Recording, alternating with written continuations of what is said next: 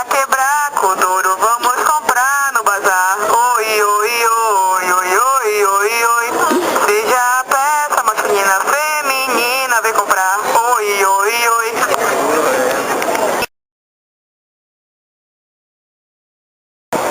E agora, nos próximos 5 minutos, qualquer peça por R$5. Abertos a negociação aqui no Bazar da Cidade.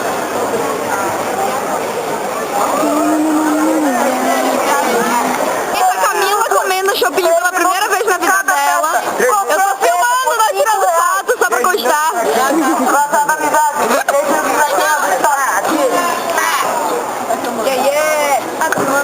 Vai, Choco, no microfone. É aqui, é o Bazar da Amizade. 3 minutos. Interação total. Ele tá me mandando bem, filho da puta, cadê tudo? Eu acho que dá pra ouvir a tua voz na filmagem.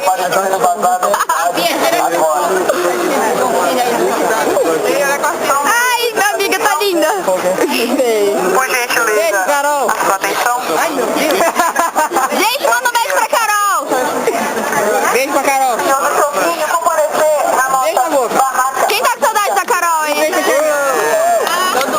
Queremos Chopinho. Mano, a Elone tá muito sexy nesse vestido. Porta absorvente R$2. Não entendeu? Pra criancinha. Uma amiga nossa que teve um acidente agora sério. Ela é a mãe dela. E a minha mãe já tá em carro dela aqui pra carregar ela com o tratamento. Porque foi um acidente bem feio. Então, a gente tá aqui pra ajudar. Da Paratá. É, a gente tava aqui no Mercadão 2000 e a gente vendeu metade das coisas. E agora a gente vai lá pra perto da Garateira pra ver se não de festa. É isso aí, Carol. Carol Rock. Pegar uma cozinha e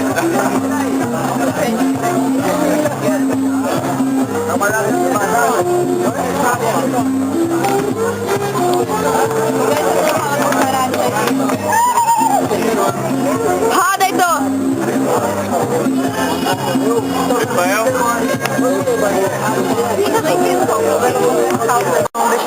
Vai, então fala alguma coisa. Eu gosto que tá muito complicado. Eu não dormi. Na verdade, dormi meia hora, que era das 4h30 às 5 horas, vamos dizer mais ou menos assim. E a gente tá aqui desde muito cedo.